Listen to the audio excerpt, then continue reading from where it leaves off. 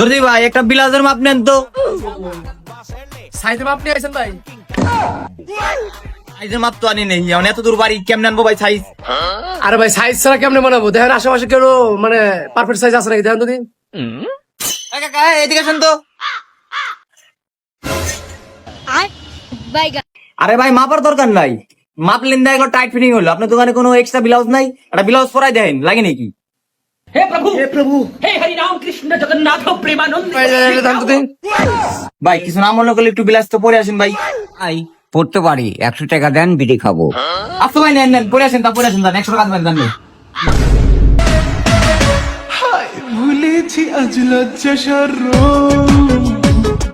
ভাইয়া এটা তো লুজ আছে, টাইট নাই।